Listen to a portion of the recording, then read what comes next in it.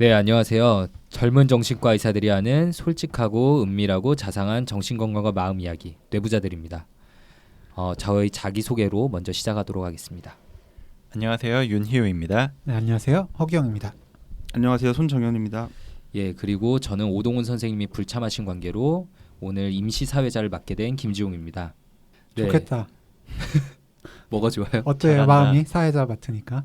전 한 번도 못 해봐서. 아직 교양만 안 했어요? 나도 아니, 안 했어. 정현이도 안 해봤고.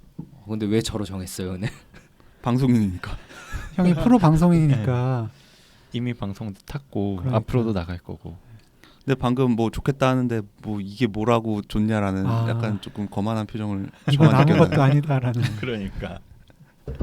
네, 저희 귀한 게스트분 앞에 모시고 또 매번 하는 것처럼 좀 비난은 하지 말고요. 오늘 저희가 ADHD 시간에 이어 두 번째로 귀한 게스트분을 모시고 방송을 하게 되었는데요. 사실 이게 두 번째 모시는 게 아니라 세 번째 모시는 거예요. 네, 이 귀한 게스트분을 멀리서 저희가 모셔놓고 저번에 녹음을 한 다음에 그 방송 파일이 날라갔었죠. 네. 저희 정말 죄송하다는 말로 시작을 드리고 싶고요. 석고되지 않은 마음으로 방송을 하겠습니다. 어쨌든 대학병원에서 임상심리 슈퍼바이저로 계시는 김희정 선생님이신데요. 청취자분들께 자기소개 좀 부탁드릴게요. 네, 안녕하세요. 저도 이제 사실은 두 번째로 인사드리는 거지만 이제 청취자분들께서는 처음 제 목소리를 듣게 되실 것 같습니다. 네. 이미 신상이 털렸어요. 저는 임상심리 전문가이자 1급 정신보건 임상심리사인 김희정이라고 합니다. 김지용 선생님 소개대로 지금 대학병원에서 심리평가 및 치료, 수련 감독자 역할을 하고 있습니다. 제가 갖고 있는 자격 이름이 좀 생소하실 텐데요. 이 자격을 취득하기 위해서도 수련 과정이 필요하거든요. 그래서 그 수련 과정 중에 이제 내부자들 선생님들과 인연을 맺게 됐었고요. 오늘 이 자리에 함께하게 됐습니다. 두 번째로요. 뒤끝 있는 건 아니고요. 그냥 좀 한 번쯤 말씀드려야 될 것 같아서. 너무 반갑네요. 또 보고 싶어서 그랬대요. 네, 그러니까 네. 반갑습니다. 네, 그야말로 또 이렇게 다시 한번 또 내부자들 지금 점점 더 승승장구하시더라고요. 그래서 초대받고 선생님들과 또 뵙게 돼서 좋습니다. 네, 여러모로. 네, 어쨌든 반갑습니다. 안녕하세요. 네, 뭐 김희정 선생님과는 죽음의 회식을 몇 차례 한 적이 있었죠. 몇 차례 그 산 했었죠. 속에 있는 병원에서. 네. 네, 좀 안 좋은 기억들로 좀 남았는데. 안 좋은 기억들이었어요? 저는 좋게 기억하고 있는데. 저도 좋게 기억하고 있는데. 선생님은 안 좋았구나. 회식 시간은 정말 근데 재밌었는데 방송 나가면 저렇게 되나요?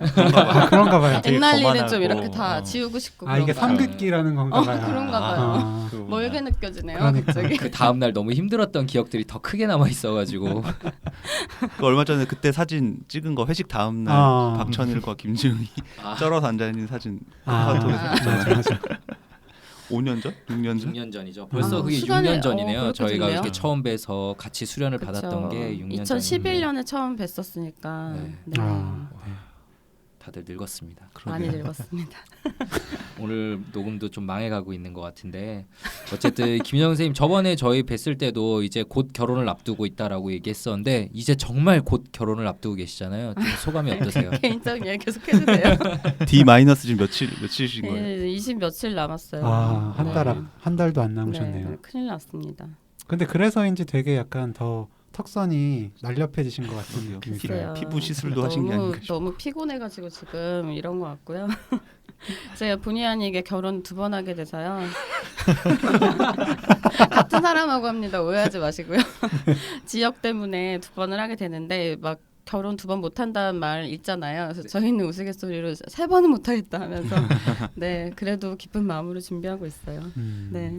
네, 한 달 전이면 진짜 바쁘실 텐데. 아니 오히려 더 거의 끝나실 때 아닌가 준비가? 해도 뭐가 계속 나오는데요. 하긴. 아내분들이 다 하셔서 모르시는 것 같아요. 계속 나오더라고요, 뭐가. 그러셨구나. 네, 어쨌든 축하드린다는 말씀 다시 한번 드리고 감사합니다. 싶고요. 이게 진짜 어색하네요. 한번 했던 거를 또 하려니까 진짜 좀 어색하긴 한데 오늘 어쨌든 이렇게 귀한 게스트분을 모신 이유가 있죠. 그 오늘 정신건강의학과의 비밀을 소개합니다. 정비소 시간에서 다룰 주제가 임상심리 그리고 심리검사에 대한 내용이기 때문인데요. 심리검사는 언제 하냐 그리고 왜 하냐 검사를 통해서 어떤 걸 알 수 있냐 등등 심리검사에 대해 궁금하시는 분들이 굉장히 많았어요. 저희한테 사연 네, 보내주신 진짜 분들도 많았어요. 많았고요. 사람의 마음속에 숨겨진 의미를 알고 싶다는 궁금증이 정말 큰 것 같은데요. 그 인터넷 같은 데 돌아다니는 심리 테스트 이런 것만 해도 다들 한 번씩 해보신 경험은 있을 거 아니에요. 네, 맞아요. 저도 그 인터넷에 있는 심리 테스트 같은 건 다 끼워 맞추기 아니야 막 이렇게 생각을 하면서도 막상 어디서 누가 카톡에서 링크 같은 거 보내주면은 엄청 열심히 해보거든요. 네. 결과 보면서 맞는 것 같은데 싶은 것도 있고요. 그래서 막 사이코패스 테스트라고 해서 사이코패스 성향이 있는 건지 아닌지 그런 테스트도 있어서 해본 적도 있고요. 정말 심리 테스트 종류 많은 것 같아요. 근데 굳이 왜 사이코패스 테스트를 이렇게 좀 예로 드신 거예요? 저도 그게 좀 네, 궁금하네요. 점수가 좀 유난히 인상적으로 나왔던 것 같은데. 아주 정상인 범위로 나와가지고 그거 자랑하고 싶었어요. 아주 정상인 건 뭐예요? 정상이면 정상이지. 윤희 선생님 밑에서 일하셨던 선생님들 제보 기다립니다. 네. 그 저도 희우처럼 평소에 심리 테스트 보이면 꼭 해보는 것 같아요. 그 뭐 예를 들어서 뭐 이런 게 있죠. 당신이 들어가려고 하는 건물에 문이 있습니다. 그 문은 뭐 미는 문일까요? 당기는 문일까요? 뭐 이런 거 있잖아요. 궁금해서 열심히 해보고 답을 보면 아, 미는 문은 외향적인 성격, 당기는 문은 내향적인 성격을 뜻합니다. 뭐 이런 식이더라고요. 저도 뭐 만들 수 있을 것 같아요. 그냥 제목만 연애 심리 테스트로 바꿔서 당기는 문은 연애할 때 상대방에게 막 휘둘리는 편이다. 뭐 이런 식으로요. 아마 연애에 있어서 슈퍼 갑이었던 동훈이는 아마 그냥 미는 문 선택하고 결과에 깜짝 놀라겠죠? 아마 지금 방송한 거 듣고 나중에 더 깜짝 놀랄 수도 있어요. 안 들을 수도 네, 있어요. 없으면 이제 네. 여기는 안 되는 거죠. 네. 안 나오면 그날로. 그래서 제가 여태까지 한 번도 안 빠졌잖아요. 아, 그래서 개근하셨어요? 네. 그렇구나. 그러니까 아. 방송까지 또 이어지는구나. 그렇죠. 아 역시. 다른 이유가 있습니다. 아, 내가 한번 빠져서. 근데 다들 그 심리 검사 되게 열심히 하시네요. 사실 저는 좀 귀찮음이 많은 성격이라 그런지 그런 거 오면 또 이런 거 보냈냐고 한 번도 안 열어보고 좀 이러긴 하는. 저도 그래요. 인터넷 들어가 보면 굉장히 계속 떠요. 막 여기저기서 이렇게 네. 링크들이 네, 그죠. 보이는데 저는 뭐 귀찮은 게 첫 번째고 또 한편으로는 이 정도 개수의 이 질문 문항으로 내 심리를 좀 단정적으로 판단할 수 있나 뭐 그런 생각이 좀 들어서 그쵸. 거부감이 들더라고요. 네. 하시는 분들도 뭐 믿고 하는 건 아니잖아요. 뭐 재미로 하시는 건 거겠죠. 근데 김희정 선생님 그런 테스트들 굉장히 많잖아요 인터넷에. 어디까지 믿을 수 있는 걸까요? 저도 심리 테스트 또 막 남몰래 해보고 하는데요. 근데 그 심리 테스트가 저희가 하는 임상 심리 검사와는 매우 다릅니다. 그래서 심리 테스트 자체의 신뢰도를 제가 알 수는 없죠. 또 나름 근거를 가지고 만드셨을 테니까. 근데 그거와 이제 저희가 하는 평가는 다르다는 걸 일단 말씀을 드리고 싶고요. 네. 그래서 실제로 심리학자라고 직업을 말하게 되면 좀 신기하게 듣기는 해요. 선생님들 이제 자주 보시겠지만, 그래서 아직도 같은 질문들을 계속 받는데 뭐 무슨 생각하는지 맞춰봐라. 네. 뭐 소변이나 피 검사는 임상병리사냐? 그런 얘기 지금도 계속 하시고요. 네. 네, 내부자들에서 주로 다루는 것처럼 저희도 주변에 이제 이 사람 왜 이러냐 이런 내용 질문도 많이 받고 그러다가 이제 자기 고민도 얘기하시고 이제 이렇게 항상 똑같은 질문들이 단계적으로 이루어지고 있는데요. 근데 심리라는 단어가 워낙 광범위하게 사용돼서 그 영향이 더 클 것 같고요. 아직은 저희가 하는 작업이라든지 직업이 좀 대중적이진 않아서 그런 점도 더 있을 것 같아요. 모르시는 분발해야 부분이 될 것 많아서. 같아요. 네. 네, 맞아요. 확실히 심리 검사, 막 심리 평가 이런 말을 예전에 비해서 많이 사용하고는 있지만 아직까지는 막연하게 내가 무슨 생각하는지 알아보는 건가 뭐 이런 생각을 하시는 분들이 많은 것 같아요. 거기다가 임상 심리사 하면 임상이란 단어가 앞에 오니까 또 다른 걸로 착각을 하시기도 하고요. 네, 어쨌든 저희 임상심리사는 인간에 대해 이해하기 위해서 좀 과학적이고 체계적인 연구를 바탕으로 개발된 매뉴얼화된 그런 도구나 검사를 활용하고 있어요. 그래서 네. 이런 것들을 이제 심리 검사로 통칭하고요. 심리 검사를 진행하는 과정을 통해서 사람을 이해하는 거를 심리 평가라고 볼 수 있어요. 네, 그래서 흔히 SNS에서 만나게 되는 테스트, 심리 테스트들은 대부분은 굳이 심리학자가 관여한 것들이 아닐 것 같고요. 때로는 뭐 전문적인 것들도 있을 것 같은데 어쨌든 다르다는 거는 이제 여기서 말씀을 드리겠습니다. 그 요즘에 TV에도 그 HTP 검사 같은 거는 많이 나오긴 하더라고요. 네, 많이 나오죠. 맞아요. 네. 문제예요. 그런가요? 네, 문제예요. 너무 많이 그 뭐 나와요. 청취자분들도 많이들 해보셨을 것 같아요. 네. 그 왜 집이랑 나무랑 사람 그림 그려보고 이제 거기에 대해서 얘기하면서 그 그린 사람의 심리를 분석해보는 과정이잖아요. 그 임상에서 많이 하시는 검사죠, 이게. 예, 실제로 저희가 가장 이제 많이 활용하는 검사들 중에 이제 하나인데요. 이제 매뉴얼에는 심리 검사 도구가 맞기는 맞아요. 근데 어쨌든 뭐 제가 문제라고 말씀드린 이유는 그 검사들이 자꾸 노출이 되면 실제로 정말 검사 필요하신 분들에게 다른 또 결과를 야기할 수도 있어서 맞아요. 그게 이제 그렇죠. 심리학자 입장에서는 우려가 되긴 합니다. 그래서 어쨌든 그 검사 자체는 저희가 활용하는 검사 중에 하나예요. 네. 그 저희 인턴 끝나고 정신과 레지던트로 처음 들어가게 되었을 때 윈년찬 선생님에게 처음 인계를 받는데 뭐 이런 환자는 신경심리 풀배터리 처방을 하면 돼 뭐 이런 식으로 얘기를 하셨잖아요. 네. 그냥 뭐 심리 풀배터리도 아니고 뭐 그것도 있죠. 심리 풀배터리도 있고 신경심리 풀배터리도 있고 뭐가 뭔지 몰라서 좀 당황했던 기억이 나는데 이게 또 비싼 검사인데 잘못 내면 안 되잖아요. 예, 그때 뭐 1년차 들어가기 전에 다 같이 모여서 그 당시 임상심리 슈퍼바이저이던 선생님께 강의를 들었었던 좀 그런 기억이 나네요. 지금 말씀해주신 검사들이 이제 병원마다 좀 부르는 명칭은 다른데요. 이제 어떤 세트냐라고 보시면 되는데 아까 이제 말씀이 좀 나오다 말았는데 어쨌든 저희가 검사 여러 가지로 이제 사람을 이해하기 위해서 최소로 이 정도 검사는 필요하다 하는 게 이제 풀배터리 세트라고 심리학자들 사이에서는 통칭하고 있습니다. 네. 그래서 그것들을 이제 어쨌든 뭐 인지 그리고 성격, 정서 부분의 통합적인 검사 세트로 구성되어 있는 것이 풀배터리 검사다라고 이해하시면 될 것 같고요. 이제 여기에 좀 더해서 인지 기능상의 손상이 있거나 조금 더 인지 영역을 나누어서 살펴보는 게 필요하겠다라고 하면 이제 그 부분은 신경심리 평가라고 합니다. 그래서 이제 신경심리 풀배터리다 하면은 인간에 대해서 어쨌든 대부분의 모든 측면에 대해서 전반적인 평가를 한다 이런 내용으로 이해하시면 될 것 같아요. 네. 아무튼 그 연구를 통해서 이제 표준화된 검사 도구들을 사용을 해서 이 심리 검사라는 걸 하고 이 심리 검사를 하는 과정 중에 이루어지는 그 사람에 대한 어떤 이해가 심리 평가라는 말씀을 해주셨네요. 그럼 이 심리 검사를 언제 왜 하는 건지 많이들 궁금해하실 것 같은데 그 부분하고 또 이 심리 검사를 받으려면 어떻게 해야 되는지 그 부분들에 대해서 조금 말씀을 부탁드릴게요. 네, 우선 심리 검사보다는 아까 말씀드렸듯이 평가라는 표현이 더 맞고요. 그래서 검사를 통해서 평가를 하게 되는 게 최종 목적입니다. 그래서 보이지 않는 사람의 심리나 마음의 구조가 어떻게 형성되어 있고 이제 어떤 부분이 좀 취약하고 어떤 부분은 강한지를 평가하는 과정이라고 생각하시면 되는데요. 네. 이제 본인의 심리를 잘 알고 싶다는 뭐 관심이나 혹은 생활하는데 불편한 점이 있어서 자발적으로 오시는 분들은 센터나 지역 정신과 의원 통해서 평가를 받으실 수 있고요.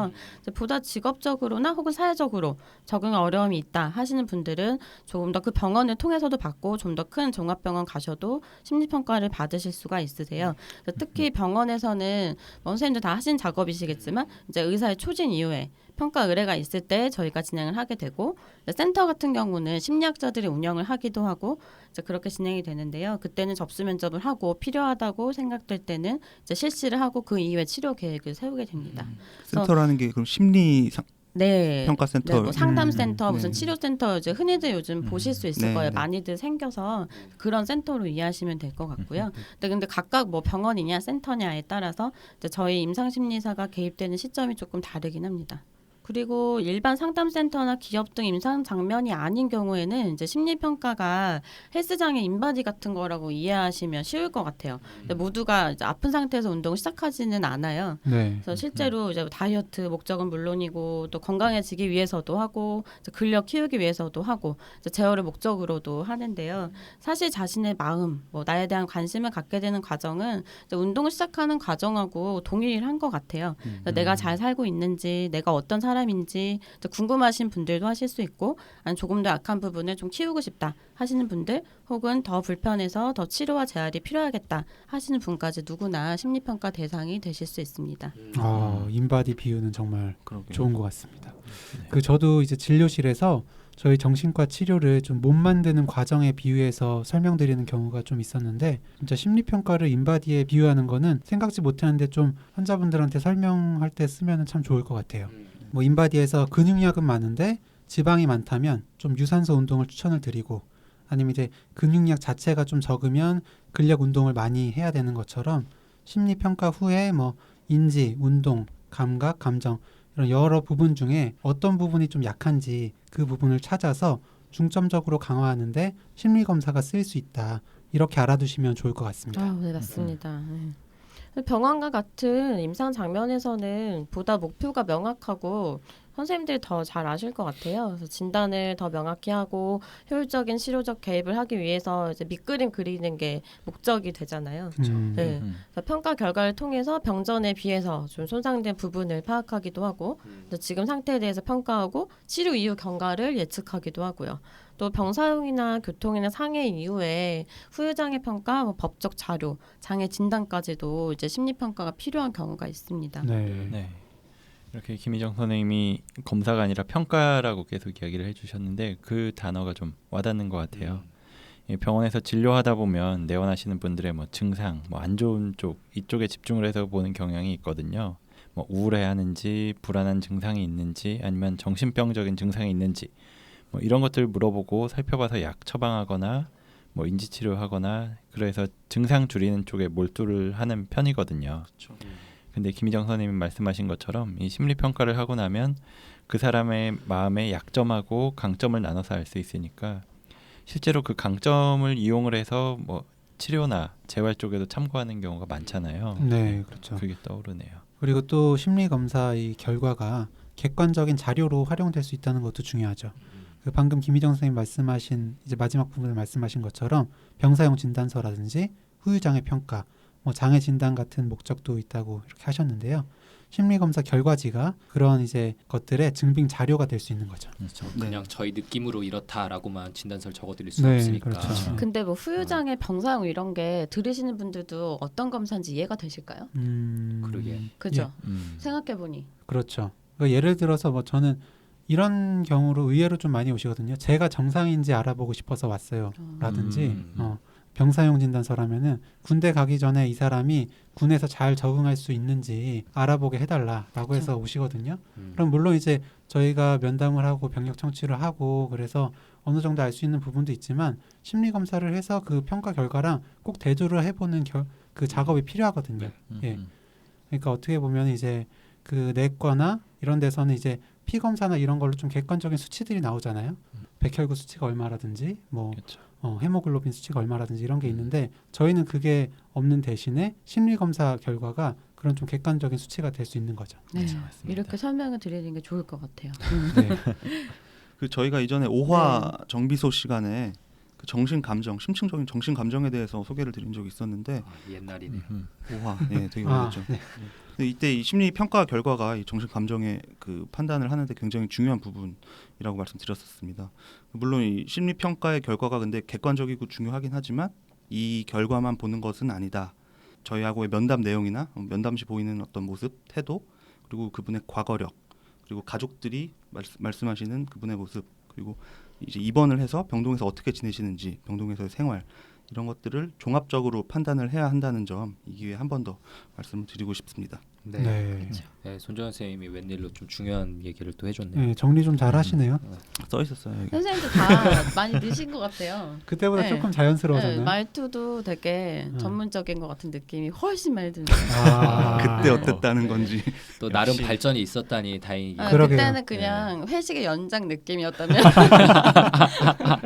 오늘 회식하고 조금 어깨 더, 동무하는 느낌? 네, 그런 느낌이었는데 오늘 좀 더 편안해 보이시는데요, 다들. 네. 감사합니다. 아 그리고 아마 어떤 심리 검사를 어떻게 하시는지 막 그 구체적인 항목이나 내용들을 궁금해하시는 분들도 굉장히 많으실 것 같은데 자세한 내용은 저희가 알려드릴 수가 없어요. 그 환자의 정보만큼이나 그 비밀을 유지해야 할 것이 또 심리 검사의 내용이잖아요. 검사의 내용이 유출되면 그 검사의 의미가 없어져 버리니까요. 그래도 그냥 넘어가면은 좀 섭섭해하실 것 같으니까 뭐야 이거 뭐 제일 중요한 내용물이 없냐 이렇게 생각하실 것 너무 같아서 두리뭉실하게 넘어간다. 간단히라도 좀 설명을 해주시면은 저희가 감사할 것 같습니다. 아, 네. 아까 조금 말이 나오긴 했는데요. 이제 어쨌든 다양한 분들이 심리 검사를 받는다고 말씀을 드렸어요. 그래서 그만큼 다양한 도구들이 있고 이제 지금도 계속해서 개발하고 타당한 작업들이 이루어지고 있습니다. 일단 제가 일하는 곳이 병원이고요. 그리고 기업이나 학교 같은 더 대중화된 곳보다는 임상심리사가 더 특화돼서 역할을 하고 있는 곳이 이곳이에요. 그래서 네. 제가 어쨌든 주로 활용하는 검사들을 중심으로 설명을 좀 드릴까 봐요. 좀 원론적인 내용이라 지루하실 것 같기도 한데 빨리 말씀드리고 넘어가겠습니다. 우선 크게는 객관적 검사, 투사적 검사 등으로 나뉘어요. 그래서 객관적 검사는 결과를 수치화할 수 있는 검사로 보시면 되는데요. 흔히 저희가 IQ 이야기하잖아요. 그 검사가 심리 검사 중에 핵심적인 검사예요. 대표적인 객관적 검사에 해당하고요. 그리고 투사적 검사는 정답이 없고 개개인마다 다른 다양한 반응을 이끌어낼 수 있는 검사를 말합니다. 그래서 아까 언급되었던 그린 검사가 이에 해당하는데요. 앞서 말씀드린 풀배터리 검사에는 인지 기능에 대한 평가, 정서 및 성격에 대한 평가가 가능한 객관적, 투사적 검사들이 모두 함께 구성되어 있는 배터리를 말합니다. 네. 그리고 검사 실시에 따라서 대면에서 하는 검사도 있고 이제 설문지 형식으로 자기보고식으로 하기도 하고요. 인지기능 같은 경우엔 최근에는 컴퓨터 기반으로 개발된 검사들에 대한 관심도 늘고 있는 추세입니다. 뭐 청취자분들도 그렇고 저희 다들 심리 검사를 한 번씩은 받아본 셈이죠, 모두 다. 네. 초등학교 때 그쵸. IQ 검사를 다들 한 번씩 해보니까 그게 요즘에도 대표적으로 하겠죠? 객관식 검사잖아요. 아 네. 요즘에도 하나요? 요즘에는 조금 더 설명을 드리면 네. IQ 검사는 제가 정확히 모르겠는데 요즘은 정서행동 뭐 특성 검사 정확한 제 이름 모르겠어요. 근데 교육청에서 지역마다 이제 아이들을 미리 좀 개입해서 건강하게 키우자 이런 마음인가 봐요. 그래서 미리 좀 검사하고 문제가 있으면 교육청 연계돼서 병원에 오고 이런 환자들이 많이 맞아요. 있더라고요. 네. 국립병원으로 이제 네, 상담 네, 선생님들이 네. 데려와서 맞아요. 심리 검사. 네, 위센터에서도 활동도 많이 하시고 해서 지금 오히려 지금 세대에서는 저희보다 더 많이 심리 검사를 일찍 접하게 되는 것 같아요. 네, 확실히 저도 네. 이제 병원에 있다 보면은 학교에서 검사했는데 우울증 검사라든지 뭐 자살 사고 높게 네, 나왔다. 맞아요. 맞아. 그래서 진료 보라고 해서 오는 경우 종종 있잖아요. 시대가 많이 좋아졌네요. 저는 국민학교 세대여가지고 이거 잘 몰랐는데 어느새 이렇게 저희 뭐 많이 다 같이 바뀌었네요. 국민학교에서 저 그래죠, 초등학교 뭐. 졸업했는데. 저는 국민학교 저도- 졸업이요. 저도 국민학교 초졸. 졸업이라서 네. 아. 그렇죠. 제가 제일 누났네요. 형 누나들. 좋진 않네요, 그렇게. 네. 네, 어쨌든 넘어가죠 얘기는. 네네. 네. 그 IQ 검사는 이렇게 대표적인 객관적 검사인데 요거는 많이 해보셨을 것 같고, 그리고 또 MMPI라고 해서 다면적 인성 검사 요거도 받아보신 분 많이 계실 거예요. 네. 이제 직접 면접 때 하는 경우도 있고, 특히 남성분들 같은 경우에는 입대 전에 이 MMPI를 누구나 하게 되거든요. 맞아요. 힘들었어요. 그 한 500개 넘는 문항에 예 아니오로만 사실 체크하는 건데 워낙 문항이 많으니까 체크하는 것만 해도 거의 2시간 이상 걸리죠. 그것도 대충 하면은 따로 불려가가지고 개인 면담하잖아요. 맞아요. 검사 그쵸. 다시 하게 하고. 왜 이렇게 했냐. 맞아요. 그래서 저희 정신과 지원할 때도 MMPI 그걸 했었던 것 같아요. 네, 맞아요. 언제 의국 청소하다가 그 결과지를 어디서 발견한 적이 있었는데 내용은 다 불태워버리는 걸로 했습니다. 아무튼 그런 검사 해보고 서로 그 검사 나온 거에 대해서 얘기를 한 적도 있었던 것 같아요. 뭐 넌 거짓말 많이 하는 편이다, 막 이런 것들. 후진 거짓말 뭐 이런 그쵸. 거. 그런 얘기도 했었고, 그 다음에 MBTI라는 것도 심심풀이로 많이 해보셨을 것 같아요. 그 심리 유형을 뭐 외향성, 내향성, 감각형, 직관형, 사고형, 감정형, 판단형, 인식형 이렇게 지표에 따라 나누는 그런 검사였던 것 같아요. 네, 지금 윤희 선생님께서 MBTI, MMPI 뭐 이런 것도 얘기해 주셨는데요. MBTI 같은 경우는 사실 병원 장면에서 많이 쓰이는 검사는 아니고요. 네. 상담이 어쨌든 그러니까 상담 장면 혹은 기업이나 어쨌든 단체가 같이 있는 학교 장면에서도 많이 쓰이고요.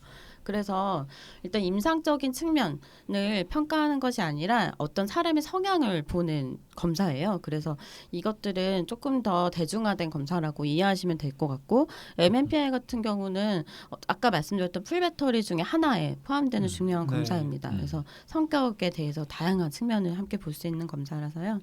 또 둘 다 어쨌든 심리학 영역에서 많이 쓰이는 검사라는 거는 네, 이해가 되실 것 같아요.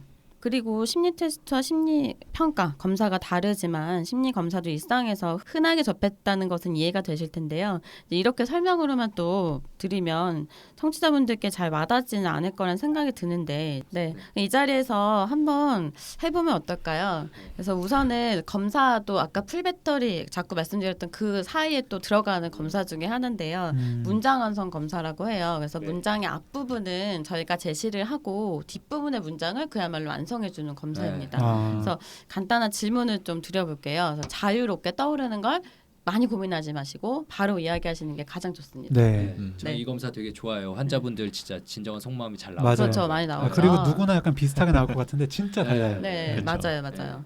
그래서 제가 좀 즉흥적으로 생각한 질문은 저의 마음인 것 같아요. 내일 갑자기 휴가가 생긴다면 어떻게 하시겠습니까? 네. 휴가가 생긴다면. 저부터 다들 고민하지 말고 저부터.